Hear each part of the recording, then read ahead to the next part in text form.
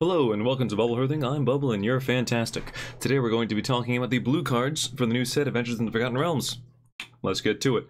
So, without further ado, we have Aberrant Mind Sorcerer. Worth noting that any new effects, new sort of things that are specific to this set, I'm going to be addressing them in a separate kind of intro to the set as a whole video, so I won't mention too much what the specific things are. But in blue we get the new roll a D20 mechanic. A D20 is a 20-sided die for those that are not aware.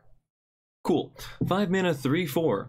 You roll your d20, and you pick an instant or sorcery in your graveyard. If you get a 1 through 9, that card goes on top of your library. If you get a 10 through 20, that card goes into your hand instead.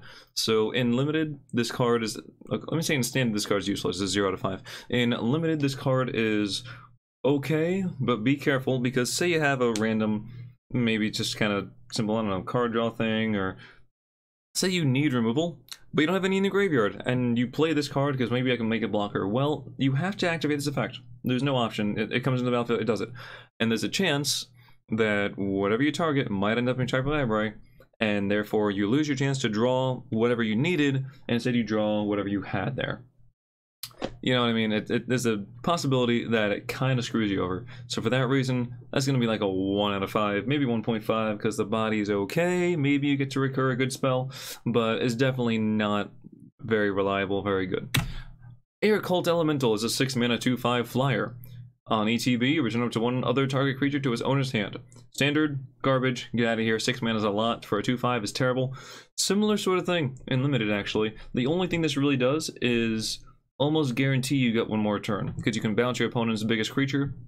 This has a decent decent butt to it. Now, has some decent health, so you can probably block somewhat favorably. If not, at least it blocks something, right? And it's a flyer, so you can block in the air, and gets you to that one more turn. If you can win in one more turn, if you have a lot of 6-7 drops, then I would potentially run this. If you don't, then I would not bother with this thing at all. Stay away from this as much as you can. 1 out of 5 in limited, 0 out of 5 in standard. 2 mana 2/1 Arcane Instigator. Arcane Investigator. Search the room, so you can pay 6 mana to roll a d20. Half the time you draw a card if you roll low, the other half the time you roll higher, and you look at the top 3 cards, put one into your hand and the rest on the bottom of your library in any order. You pick the order, probably doesn't matter, but it might. So let's see, 2 mana 2/1, you get a card to your hand. That's not bad, well, for 6 mana. So 6 mana is a lot, and limited, let's just address this as a 2 mana 2/1 that does nothing, because it's a mana sink, but it's a big mana sink. So that's gonna be like a 1.5 out of 5 even. It can do things, but it's not doing great things. And standard also, like, sure, it's a sink, but it's not great unless you have like the deck that needs to roll dice for the sake of everything else. You have those like few dice roll synergies. I'm just trying to figure out why this would work, and it doesn't really work. So yeah, standard 0 out of 5, limited 1 out of 5. At least the stats aren't terrible. At least it has 2 power, but it's not doing a whole lot. Yeah, I'll give it the 0.5 because sure, if you get to top deck wars, this can kind of break that, but geez, it's still super slow. Bar the Gate, one of the very few examples of venture, there's your dungeons for reference, in the set. No, not venture in the set. Very few examples of instant speed venture. There we go. That's what I actually wanted to say. So, for 3 mana, you counter target creature or planeswalker spell and venture into the dungeon. Not too bad. Now, for 3 mana, you know, you want a little more with your counter spell. Traditionally, you know, cancel is the go-to counter spell to compare everything to, which is a 3 mana counter target spell. This counters a few spells, then your bonus, there's usually a bonus tacked on. This time you venture. Okay, that's not really quite worth a mana or a card, it's not quite there. So in standard, I think this sees absolutely 0 play. I think we have better counter spells that cost less, that is to do more things.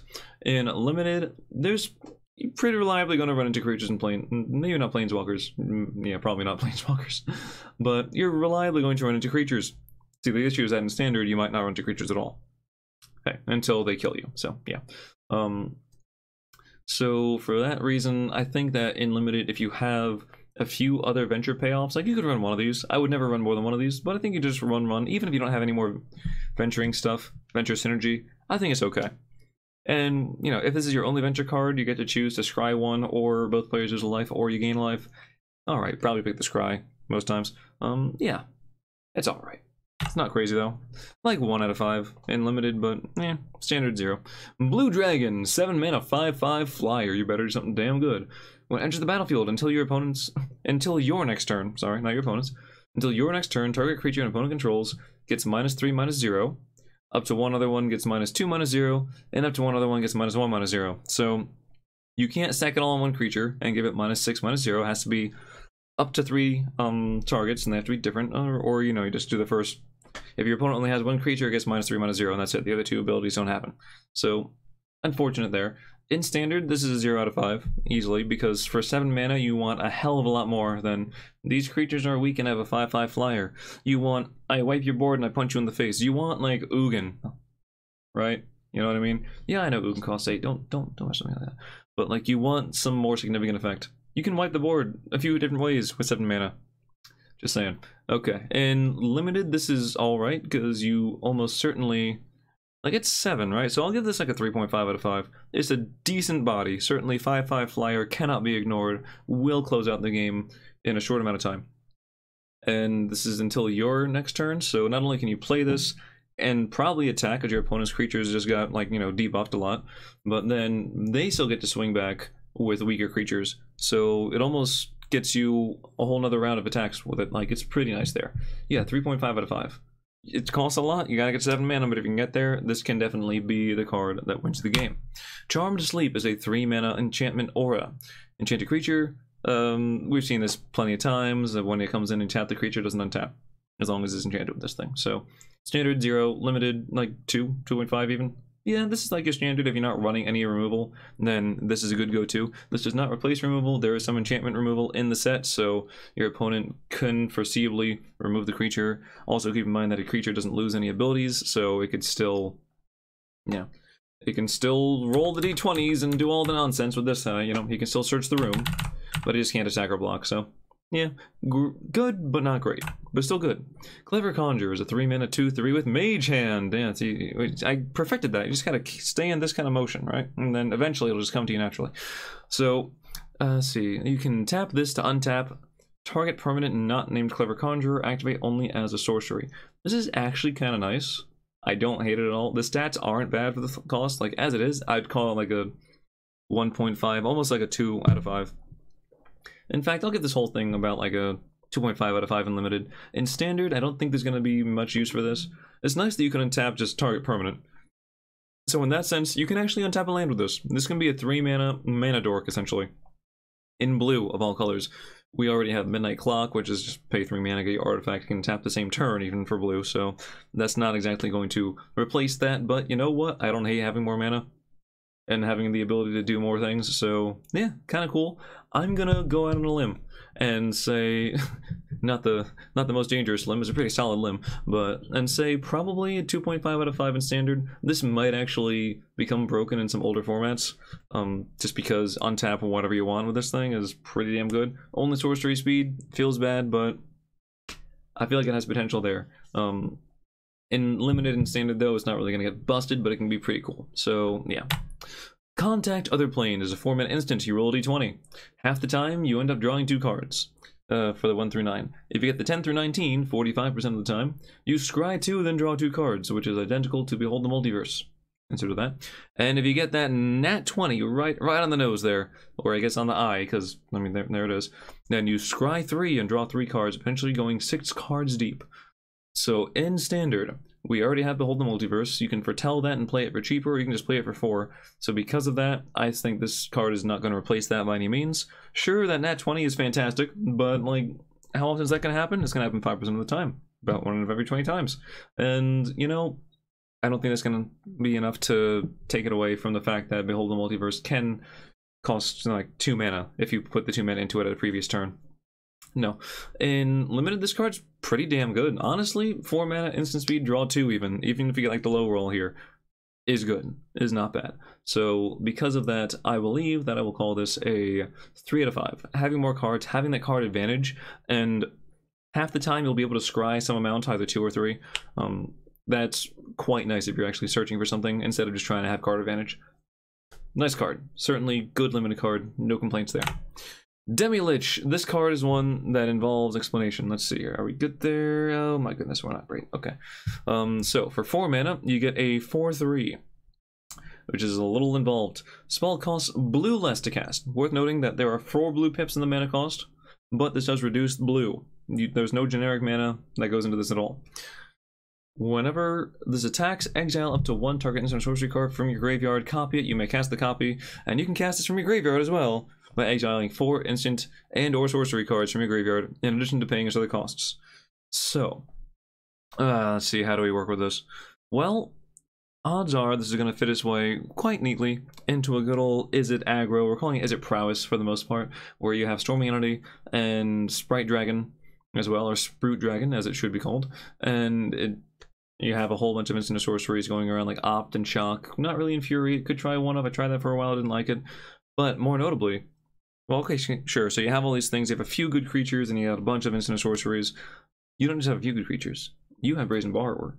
You have Bonecrusher Giant. Like, you have some solid things there. You could probably have some other things as well, I don't know. You could even run Merchant of the Veil if you're feeling like it. This thing is an amazing fit in that deck. This is often going to be a 1 or a 2 mana 4/3.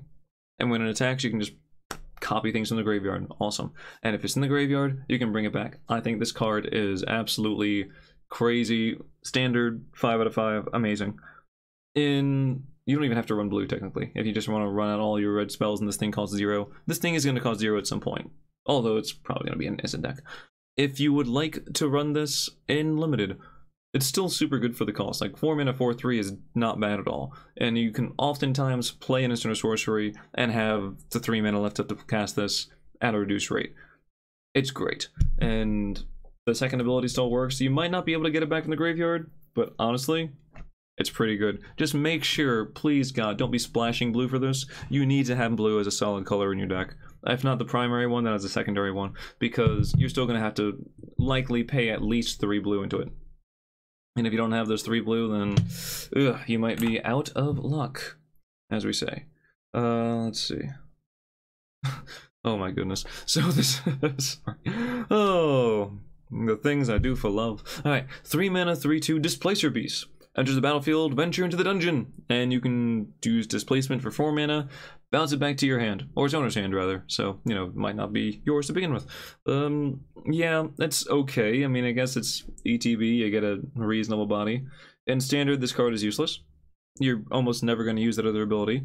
In limited, this can help break a few board states, and namely if you actually have the mana and the ability to bring it back and forth.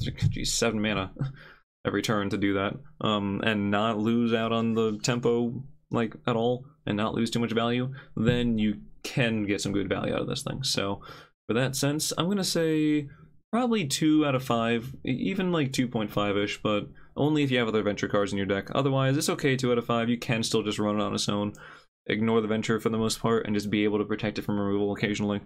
But in standard, it's useless. Ginny Windseer, a 4 mana 3/3 that lets you scry sometimes. If you roll a 1 through a 9, you scry 1. 10 through 19, scry 2. 20, scry 3. And it flies. It always flies, for the record there, because I kind of said that after the 20, and I don't want people to get confused. Standard, 0 out of 5, bad. In limited, this is alright, like 4 mana 3/3 flyer. If it was just vanilla, it probably wouldn't see too many decks, but it would see some for sure. So it would be like a 2 out of 5 there. The fact that you get a little scry, even though scrying doesn't often affect very much, it's not the strongest effect to have go off there. It's still something. It's still, if you're looking for something, it still helps.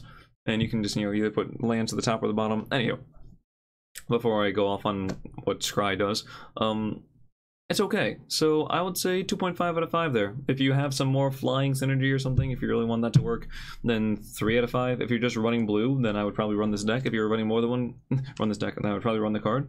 If you're running more than just one color, maybe consider trying to find something else in the other color. If you can't, then maybe you should only run blue.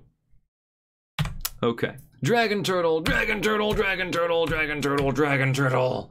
Okay. So Dragon Turtle. It's a 3 mana 3/5 flash Dragon Turtle. 5 out of 5, moving on. No. So it has drag below, which is not dive deep or whatever the... Okay, I'm trying to make a reference there and I forgot what the card even is. So, When this enters the battlefield, tap it and up to one target creature opponent controls. They don't untap during their control's next untap steps. So let me just talk you through a sequence of turns here. 3 mana, you have 3 mana open, and you pass the turn. Whatever, you know, you have that, and you start your opponent's turn now. They go to say, okay, I'm going to declare attackers. I flash in Dragon Turtle. I tap the opponent's, or maybe you flash in Dragon Turtle, because let's make this more impactful to you, more engaging. You flash in Dragon Turtle. You tap your opponent's biggest creature. Dragon Turtle taps itself. Your turn comes around now. You maybe attack with little dudes, maybe not, because they kind of wanted the big guy to attack. Okay. Your turn comes around. Their big guy's tapped. Your big guy's still, your Dragon Turtle's tapped. Okay, sure, maybe do something, maybe not. Your turn. Their big guy's still tapped, so they may not do too much there. You come around. Your Dragon Turtle untaps. Their big guy's still tapped. That's the whole thing I'm trying to get to. Thank you for staying with me on this TED Talk. So you get the first untap with the creatures here, as long as you flash it in during your opponent's turn, which you should be doing to get any sort of value out of this at all. Worth noting that if your opponent has no creatures, this still taps itself and stays tapped for a little while, so not the best there. But a 3-mana 3/5 body that eventually comes untapped is so good, and it has flash. It's just super surprising. Actually, definitely like 4.5 out of 5 limited, only because it's not necessarily going to win you the game, but goddamn if it isn't going to buy you a few turns, and still, like, from that point, make things a little clunky for your opponent. Oh, I love this so much. Yeah, this is a fantastic card. I think this card is insane. In Standard, I'm going to bring it down to like a 3.5. I don't know if mono blue, like, kind of sort of tempo is going to be a deck. If it is, this slots in super nicely. It's a perfect card for that sort of deck. But I don't know if that deck's actually going to make it. So that's why I'm going to say 3.5. But, oh, I love this card. Like, flavor-wise, it's a Dragon Turtle, which is great. But just, this is fantastic. Eccentric Apprentice is a 3-mana 2/2 flyer. When it enters the battlefield, venture into the dungeon. There it is. And at the beginning of combat on your turn, if you've completed a dungeon, up to one target creature becomes a bird with base power and toughness 1/1 and flying till end of turn. So worth noting that it only ventures when it enters the battlefield, does not repeatedly venture. And the bird thing, you can target your own creature or your opponent's things at the beginning of combat. So you can either make your own thing a flyer if your opponent can't block it and you really need to get some more damage in there. You can make your opponent's thing a 1/1 if their thing's kind of big and tough to get around. It does only go until the end of turn, so you can't say enter combat, your big thing's a 1/1, swing out, okay, your turn. Oh, it's no longer a 1/1 now, you have a 7/7. Okay, I lose because I forgot it doesn't stay a bird. Yeah, so keep that in mind. End of the day, though, if it doesn't do anything else, it's a 3-mana 2/2. In Standard, it's 0 out of 5, but in Limited, it's okay. It's like a 2 out of 5 there. It's nice. If you manage to complete a dungeon, a little bonus thing is okay, but it's not great, I'd say. If you do complete a dungeon, it goes up to like around 2.5 out of 5 if you have more venture effects. If not, 3-mana 2/2 flyer. Alright. Feywild Trickster is a 3-mana 2/2. Whenever you roll 1 or more dice, create a 1/1 blue fairy dragon creature token with flying. So this is sort of like the, what is it, improbable alliance, unlikely alliance, whatever the thing is that you see in cycling these days. That version, this version of that, but for dice rolling, which if you're rolling a lot of dice there, I mean, usually the effects aren't too bad. And like oftentimes if you roll a 1, it doesn't hurt you. It's a 1 through 9 that does a mediocre effect, and then beyond that it's good, and then if you sometimes have that nat 20, it can occasionally be very good. So would you want to play this and then play more dice rolling things and start spitting out 1/1s? No. In Limited, this is actually okay. I would say this is like a 2.5 out of 5 there if you have enough roll a d20 effects there. But if not, I really wouldn't. Pardon me there. I really wouldn't bother running this card. In Standard, you can certainly make decks built around that. I think I'd probably call it like a casino deck or a craps deck, dice deck, I don't know, something just to be kind of funny. But yeah, with all the dice rolling in the world, it'd be interesting, be obviously quite RNG dependent, but can be kind of fun. You can also just go up to your table and, you know, play this thing and, okay, 4, okay, like, 11, I'm trying to keep it quiet. Oh, another 11, okay, didn't treat that one too well. 2, it's okay, still get a 1/1, and just keep going.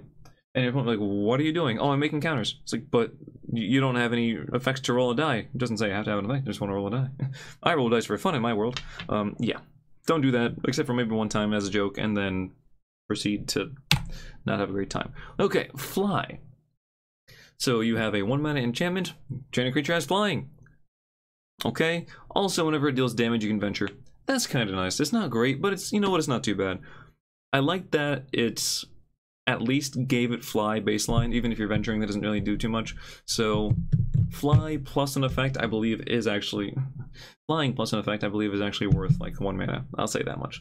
So for that reason, in limited, I'm gonna put this at like a 3 out of 5, honestly. 2.5 is 3 out of 5. Because if this cost 1 mana, target creature gains flying, draw a card. Target creature gains flying, make a 1/1. These are pretty good. You can often find ways to just put 1 mana, to have 1 mana to fit into your curve, right? And that's pretty sweet. In limited, yeah. In standard, I don't think there's going to see much play unless we suddenly have something like Curious Obsession, where this takes the place of that and you end up doing playing this and attacking and venturing instead of Curious Obsession, attacking and drawing cards. Drawing cards, though, is a lot better than most of the steps, most of the rooms in these dungeons. So yeah, standard, I'm going to say 1 out of 5 there, maybe. Limited, much better. Oh, Grazilax.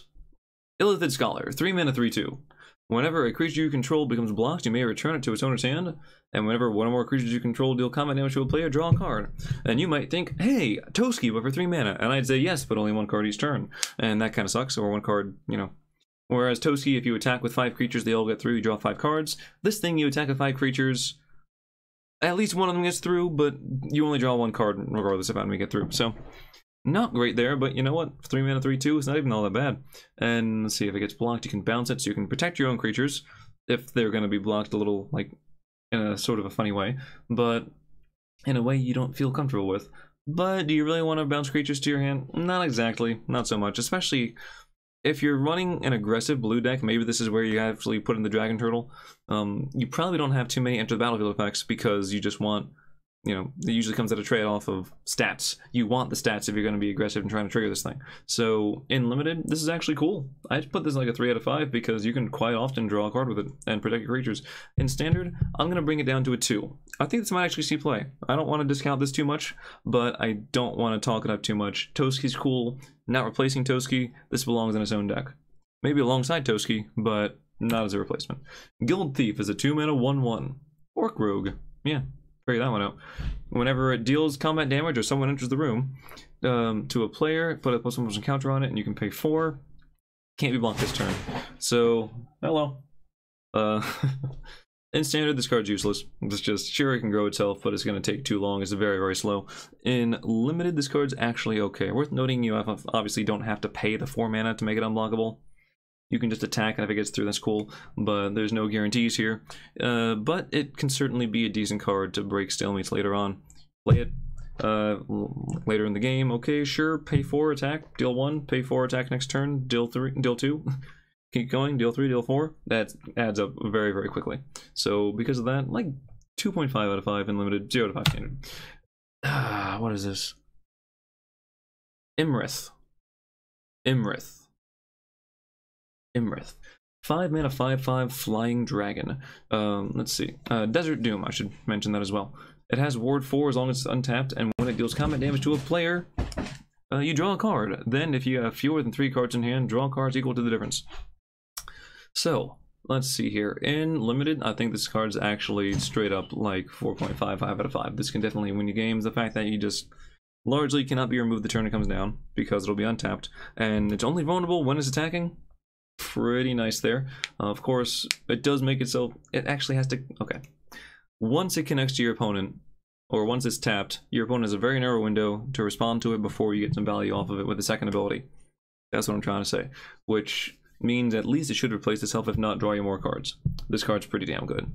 In standard, this could even see some play. I'll say like 2.5, maybe 3 out of 5 in standard. I don't know how well it competes with something like, if it fits in the deck with like Yalzeth Prismari and Goldspan Dragon in particular, but I think it could actually be there. Maybe, I'll give it a 3 out of 5 in standard. It could compete. I wouldn't really run this, like, too many multiples of this thing, maybe 1 or 2. I wouldn't ever go 3. In limited, this card's fantastic. This card's great. You know what? Screw it. Limited, 5 out of 5. Take it to the moon. Mind Flayer is a 5 mana 3/3. Whenever Mind Flayer enters the battlefield, gain control of target creature as long as you control Mind Flayer. in Standard, this sees zero play at all. We already have other cards that can take control of things, and we only see one of them in Rogues every now and then. In Limited, this card's pretty nice. Gain control of the strongest creature. It's yours now. If your opponent has removal, then unfortunate, but what would you rather play? A 5-mana? Like, at least you get some value off of having your opponent's creature for a little while, versus playing, like, your own decent-sized creature and having that die anyway. So I think this card's pretty nice. Unfortunately, it does open you up to, like, your opponent uses a kill spell on this, or somehow finds a way to deal, like, 3 or 4 damage on this thing. They get their big creature back, they can block with it or something, and, you know, catch you quite by surprise, but still okay. So for that reason, I would say 3.5 out of 5. This card's pretty damn legit. Mordenkainen. Oh, yes, this is a classic bald man. So for 5 mana. For 5 loyalty, you get a 6-mana card. Figure that one out. You can +2, draw 2 cards, and then put 1 on the bottom of your library. 1 from your hand into the bottom of your library. Okay. Don't hate it. Some value there, sure. What about the -2? Usually the plus is something that gives you value, the minus is something that protects itself, and then the ulti is something that wins the game, right?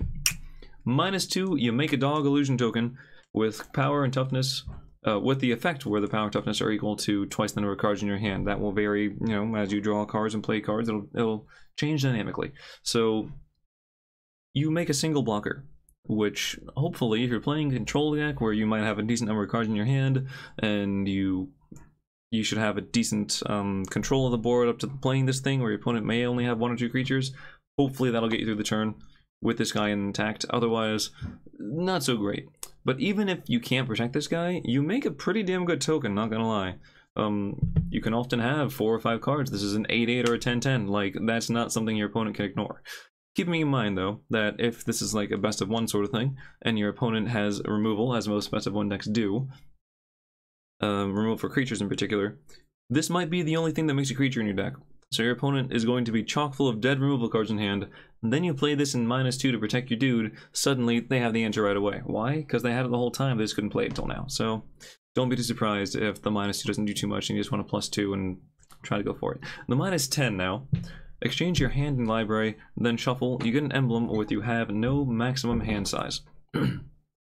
So, if you're playing against rogues, you lose, sure, because odds are... Actually, maybe you end up having more cards in your hand, more cards in the library after that, because they've milled you down to 2 things, but I put my hand of 6 back into the library, and I have 1 more turn. Oh, you played a land. Sorry, I'm dead now. It's an interesting effect. I don't think it's fantastic with the current standard, unfortunately. It's a very strong effect, and maybe after rotation this will actually be pretty good, but as we are right now, not super good. In limited, this card is great because the dog token's pretty damn strong. It might make you want to hold on to more cards, and maybe you should play them instead of holding on to them. Maybe that gets you more value, but still pretty damn nice. So I believe as long as you have removal in your deck, because obviously there's no removal here, this guy is going to be a 4 out of 5 in limited. In standard, I'm going to go with 3 out of 5. I don't know how great he is. I don't think he compares very well to Liliana. I feel like he's also kind of expensive for like Teferi, that still gets you more cards and controls the board a lot better and get you more turns instead of just, you know, getting all the cards in your hand. I don't know. I feel like Teferi and Liliana are better options. Mordenkainen's Polymorph. So he's polymorphing things now. Way to go. I guess he really loves dogs or dragons or both. Who knows? So for 2 mana, instant speed until end of turn, target creature becomes a dragon with 4/4 and flying. Any creature. So if you want to target your opponent's creature, odds are that's not what you want to do, but maybe their creature is bigger. Maybe they have a 6/6 or a 7/7. You're going to bring it down to a 4/4. If you've already declared your block, then them getting flying doesn't remove your blocker at all, so there's that. More often than not, you're going to be targeting your own creature to have it become stronger and fly over your opponent's stuff and use it as either a finisher or potentially removal for planeswalkers. It's interesting. And limited, this is actually pretty good. It's not bad at all. So for that reason, I'd say like 3 out of 5 there. Just make sure you have creatures, of course. In standard, not actually that good. I don't like this at all. So 1 out of 5, just because the stats are legit. It's hard to ignore that, but If your board is wiped, this card makes you feel really bad. Pixie Guide is a 2 mana 1/3 flyer, and if you would roll 1 or more dice, instead roll that many dice plus 1 and ignore the lowest roll. I'm not sure how this stacks at all, but honestly, I don't think you should be running these cards anyway, even if you're running all the dice rolling stuff. In limited, this is okay. I'd give it like a 2 out of 5 if you have any roll D20 effects. If you don't, I'd say 1.5 out of 5. Because it's still like a 2 mana 1/3 flyer. It's not doing too bad for itself, but it's not really all that exciting. In standard, even if you're running all the dice roll things, I wouldn't bother. I think you just, at that point, you just embrace the randomness and go with it, you know? Unless you're specifically running the deck of many things, maybe you give that a shot. But I think that's more so just a funny meme deck anyway. Amazing deck, but meme deck. And by amazing, I mean like should be a whole lot of fun to play, but probably not top tier. All right, Power of Persuasion costs 3 mana for a sorcery. Let's see, choose target creature and opponent controls, then you roll half the time, return it to its owner's hand. Slightly less than half the time, they put it on the top or the bottom of the library, and 5% of the time, gain control of it until the end of your next turn. Notably, till the end of your next turn. So you gain control of the thing now, and I guess it probably can't attack because it's in haste, but you know, you gain control of it. And then your opponent's turn, and they don't have it, and then it's your turn, and now you have it, and it can attack, haste or not, regardless. And then your opponent gets it finally. So you can hold on to it for quite a while, 5% of the time. Otherwise, this is a 3 mana bounce / like condemn thing, sorcery speed, which is terrible. If it wasn't an instant speed thing, I can conceive of a world where this is good. But at sorcery speed, why'd they make this uncommon too? Seriously, just because you can gain control of something? Maybe? No. I'm gonna give this actually 0 out of 5, both ways. Because it's just so bad. It's so much worse than just, I would rather get the 1 through 9 every single time at instant speed and 1 mana. I would rather just unsummon. That's it. Okay, Ray of Frost is a 2 mana flash aura enchant creature. This is the blue card that apparently just hates red to the core.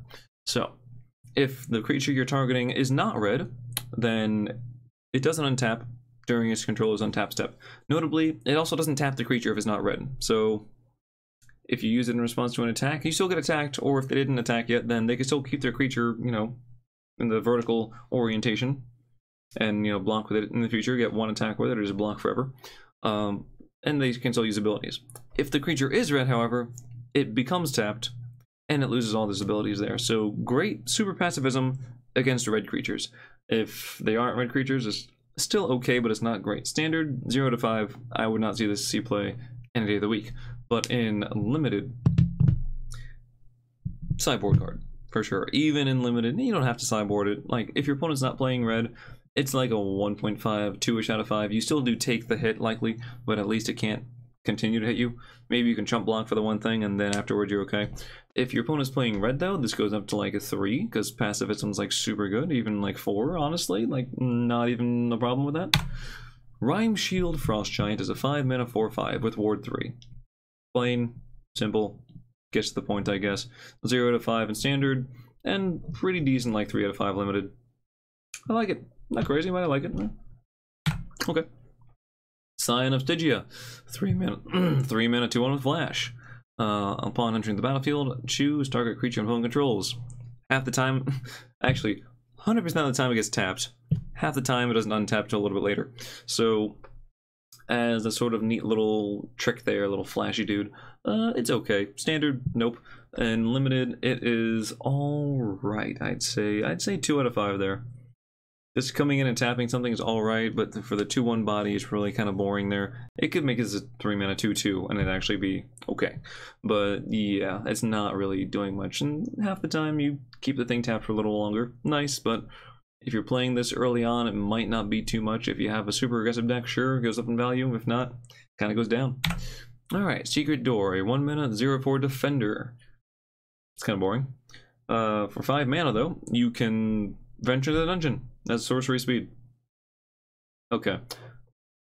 In standard, it's useless. In limited, it's It's not quite useless because at least it only costs 1 to play, and it does give you a mana sink, which can get you somewhere. So for that reason, I'll give it a 1.5 out of 5. I honestly think it's okay and probably gets you to a few later game cards. It's not a bad venture card, but it's just a bad card in general. I mean, come on, who plays walls these days, right? I mean, excuse me. All right, a 2-mana Shocking Grasp. Instant speed, target creature gets -2/-0 on the turn, and you draw a card. It's all right. Standard sees 0 play. There are better cards, even in like decks that just want to cycle through. The only redeeming factor is this thing draws you a card. All right, so if you want to run expensive ops, like, you know, 5, 6, and 7, sure. Odds are you're not going to run this. It's literally just 2 mana draw a card most of the time, which I don't think is good. In limited, it's okay. It's a nice little combat trick. It's kind of like similar to the Fairy Duelist or the Pixie Duelist or whatever we've seen like a few times, and like Fairy Vandal, whatever it is, where it comes in, makes your opponent's creature weaker, and you have a body. Instead of having a body, you're adding a card to your hand. Okay, so for that, it's like a 2 out of 5. In limited, it's okay. Doesn't usually swing the tide too much, but at least it replaces itself. Standard's useless. Shortcut Seeker is a 4-mana 2/5. When it deals combat damage to a player, you venture. When is it going to do combat damage to a player? Don't know. It only has 2 power, so like your opponent can likely block all day and not really feel much but a tickle. Let's see. In standard, useless. In limited, also probably pretty damn bad. 1 out of 5 limited.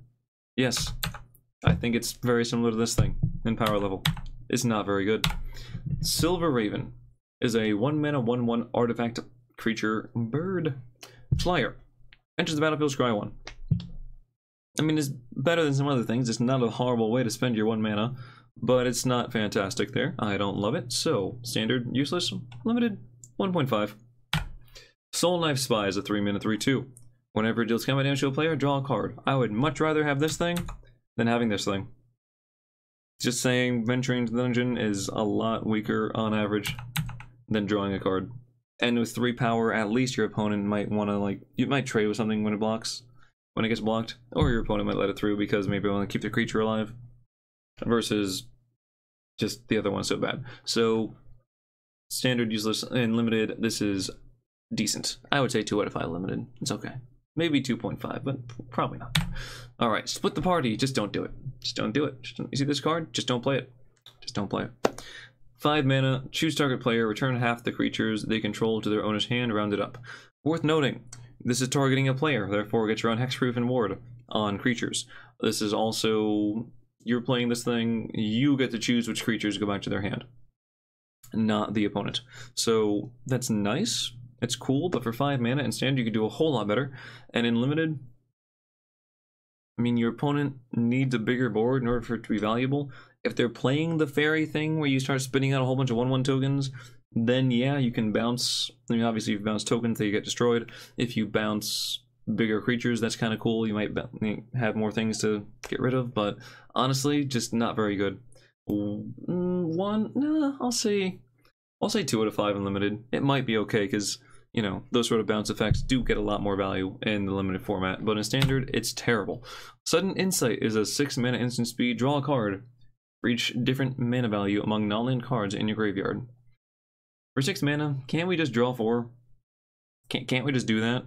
Why does it have to be 6 mana? Or even like draw 3? This might not even be that much. Sure, you can have some crazy world where you actually draw a bunch of cards. You can even draw more than 6. Hell, you can have different mana costs all the way to the moon. But odds are that's not going to happen. You're going to draw like 2 or 3. And the fact that it could be 2 means this card is terrible. In standard, yeah, 0 play. In limited, you're probably often gonna draw 1 or 2, maybe even 3 if you're lucky. But like the fact, because fewer cards end up in your graveyard than you might think in a limited format. Not too many things actually end up like down there. So, because you just overall have fewer ways to draw cards to add more resources to your hand. So it's probably gonna be a few cards in your graveyard, and that's it. Yeah, this is actually gonna be 1.5 out of 5 limited. 0 out of 5 standard. Tashas Hideous Laughter. This card's so good. I want to talk about this for a little while.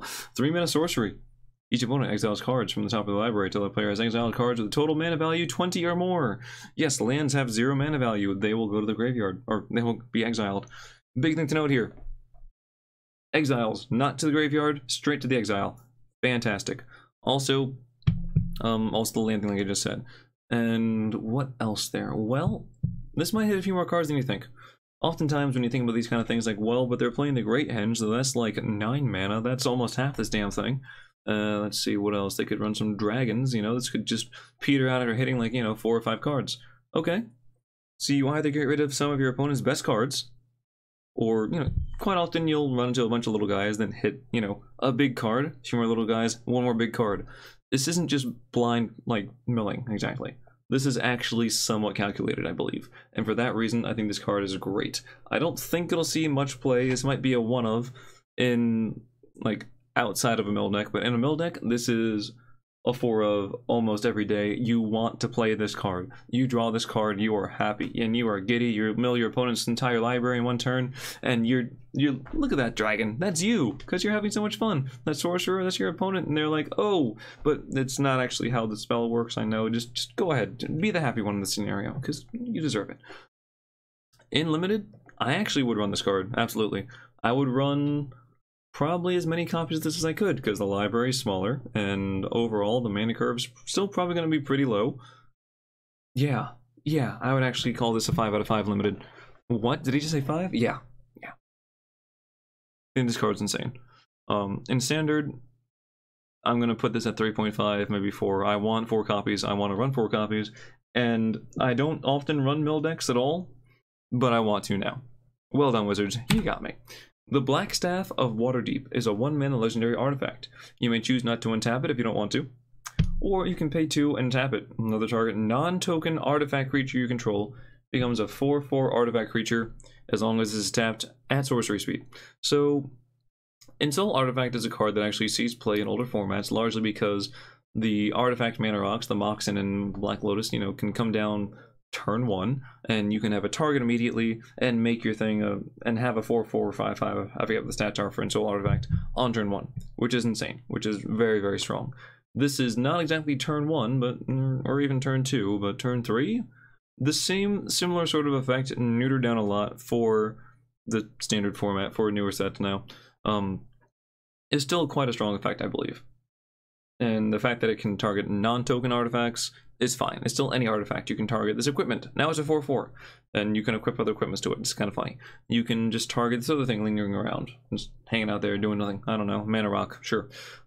This isn't bad. In limited, it's going to be tough to get enough artifacts to have any effect, and without artifacts, this does nothing at all. So for that reason, I'll say this is 2.5 out of 5 limited. Also, you can't reliably have a quick 4/4. You can reliably have a 4/4 if you have enough artifacts in your deck, but it's not necessarily going to come out quickly. In standard, I'm going to give this a 2 out of 5. This might see some play, it might be something to worry about, but I don't believe that it's necessarily going to be anywhere near the level of Ensoul Artifact in older formats. It's just not there. Okay, Tricksters Talisman. Hey, here's an artifact. It's equipment too. You can equip a coin. For 1 mana, equip 2. Equipped creature gets +1/+1 and has whenever it deals combat damage to a player, you may sacrifice this talisman. If you do, you make a copy of the creature. Worth noting, it does not lose this legendary status if it was legendary. Therefore, don't put this on a legendary thing. Or I guess you can, just don't want to sacrifice it. And overall, it's equipped 2 for a +1/+1, which is something that may or may not connect. You can put this on something that's like your opponent definitely doesn't want you to like have 2 of. And then, you know, it's almost like you forces your opponent to block.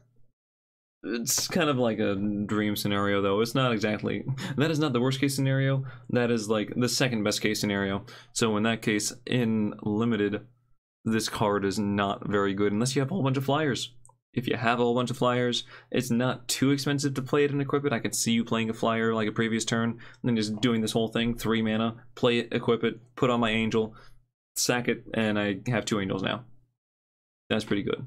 In standard, I think that might be okay, but I also think it's kind of slow.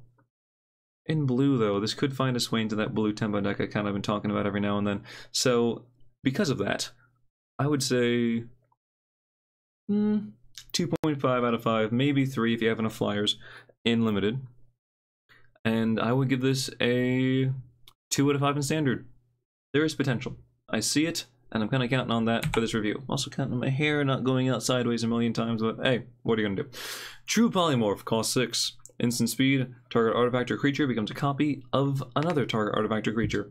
You can target your own creature with this and make it bigger. You can target your opponent's creature and make it smaller. The choice is yours. At instant speed, this card is very nice in limited, because at the very minimum, you either make your creature as big as the biggest thing on the board, or you make your opponent's thing as small as the smallest thing on the board. I mean, honestly, probably you want to make your opponent's thing smaller if you have, like, if that means that you suddenly have board advantage. If not, you want to at least have 2 things trade and then maybe try to recoup from there and at least, you know, stall things out if you're behind. Or you can just use this to get, like, as a win more card. It's not always a win more card, though. It's pretty damn good. So, in limited, you should have creatures. Turning an artifact into a creature, by the way, with this, super nice. High value. I'm gonna make this a 5 out of 5 limited. Yes, this and Tashas Hideous Laughter. Why are those 5 out of 5 limited? Because this is never a bad card. If your opponent has no creatures, or artifacts, I guess, then, you know, I said 5 out of 5, I'm sticking to it, 5 out of 5. Yes, you need to have a creature or artifact on the board. Yeah, this isn't gonna bring you back from having nothing, but it'll bring you back if you have one thing. Cool. In standard, I'll make it a 1 out of 5. Honestly, I don't think it's going to see any play at all, but it's kind of a cool effect. So maybe just because, you know, because it says artifact. If it only works with creatures, then it'd be 0. But because it works with artifacts as well, I'll give it that 1. Wizard class. Hey, we got a class card. Look at that. For 1 mana, you play the class card. I'll discuss these in the intro video later on. You have no maximum hand size.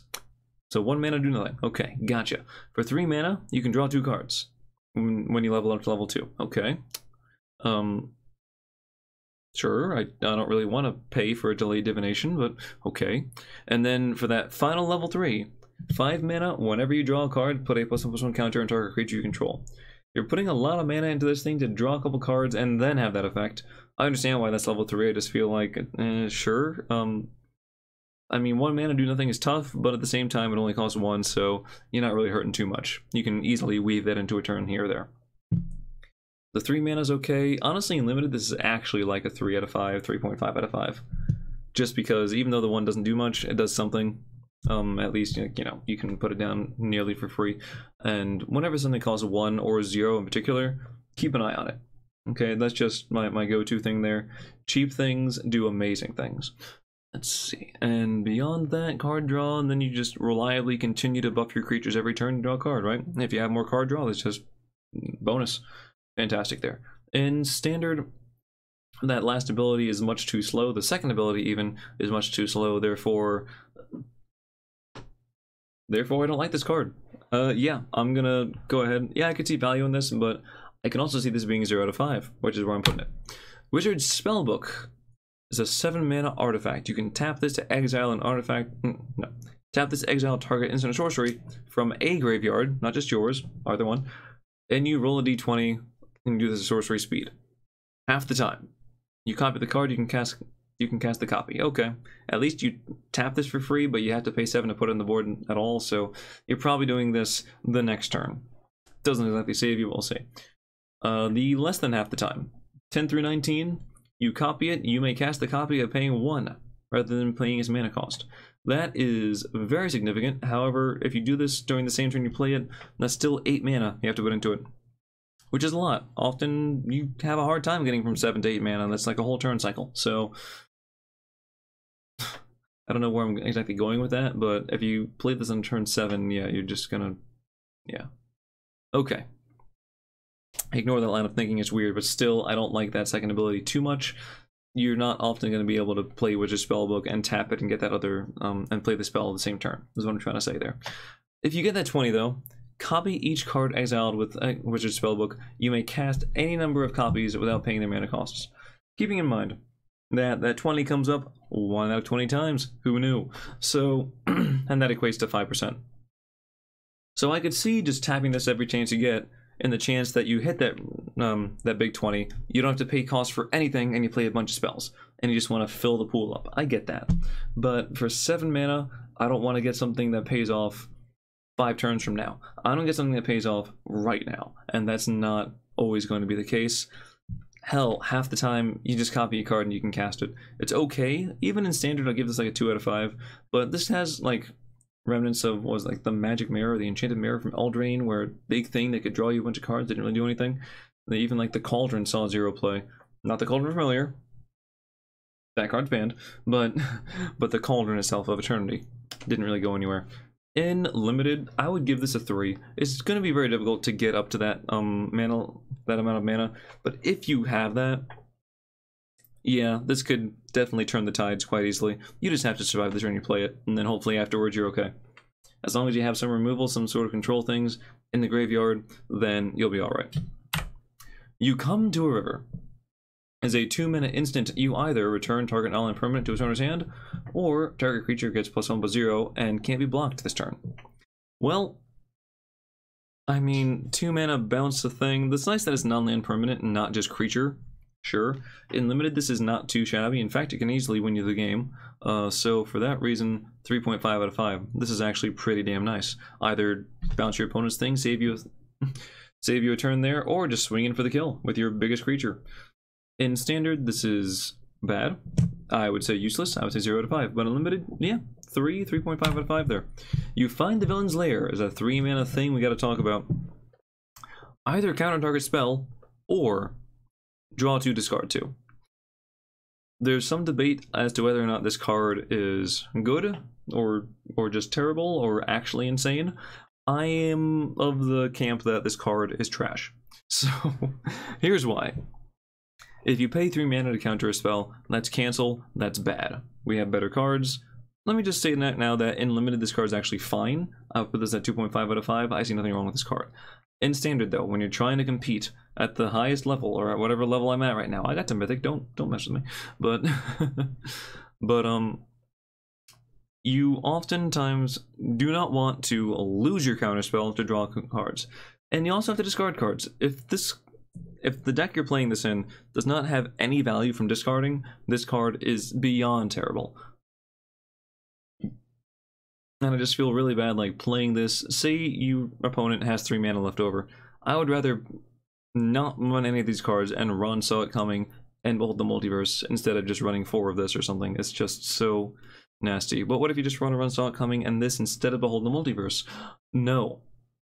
No. I don't want to play this unless I'm trying to play some silly mind game where like, hey, I got rid of my counterspell to draw cards. Come at me. Oh, look, I have a counterspell. No, just hold your counterspell. Just don't do it. I think both of these modes are bad, and you should feel bad. I think this is a 0 out of 5 in standard. I mean, I guess I could give it like a 1, but I just feel so bad that this card exists, so no. Limited though, like I said, it's actually okay. No, don't get me wrong, this is just from a pure, like, control deck, standard deck constructed point of view. You see a guard approach. For 1 mana, what do? You can either distract the guard by tapping target creatures. Literal tap. Anyone who like plays this and just reaches across the table and just taps your opponent on the shoulder, by the way, just, oh my god, top tier, amazing, congratulations, you win the game. Or you can hide under the table. Target creature you control, gain hexproof another turn. Dive Down is the one I was trying to think of, because this is what makes me think about Dive Down. This isn't bad. 1 mana, counter removal basically, or you can stop a big thing from getting somewhere. Guys, this card isn't bad.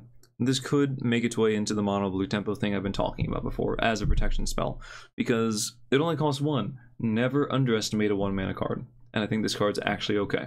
If you were back playing standard when Dive Down was a thing, this brings back memories, and it's not too far from that. In limited, this I will put this at a 3 out of 5, because your opponent will have removal, or you can tap the bigger thing. It's not great, but for 1 mana, you don't feel too bad about playing it. Maybe 2.5 out of 5, because it still does take up a spot in your deck, right? In standard, this is pretty solid. Don't be too bad. Maybe just a sideboard card, really, but I would say similarly 3 out of 5 there. Like, yeah, legitimate card. And I believe the last card here, yes, we're gonna do it, is Yuan Malison. For 2 mana, you get a 2/1 snake thing. I think the snake thing looks pretty cool also with the skulls in the background. Yeah, I kind of like this guy. Sorry, I had to. It can't, let's see, as long as this thing attacks alone, it is unblockable. And whenever it deals combat damage to a player, you venture into the dungeon. So, It's gonna give you a slow clock, but a reliable clock, and I like it. It gets weird when you have multiples of them, where you obviously want to attack with one at a time. I think if you have more in your hand, you just kind of hold on to them.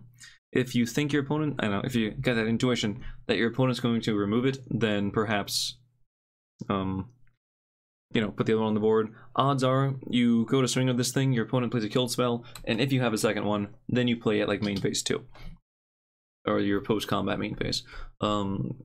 Beyond that, I wouldn't necessarily want to run multiples of these, but it's definitely going to see some play in your standard constructed venture deck. So for that reason, I'm going to say 2.5 out of 5 in constructed, and honestly 3 out of 5 limited. This is almost certainly good, reliable, I will venture. And then once you get enough value out of venture, or once you think that you have a big enough creature, your opponent might not even want to block this thing anymore, then you can swing with everything else. I like it. It also works pretty well with the with a couple of the class cards. I forget exactly which one it is. It was like when one creature attacks, it gets a buff or something. I don't know. I might be recalling things incorrectly, but regardless, this card's okay. I like him. I think he's pretty cool.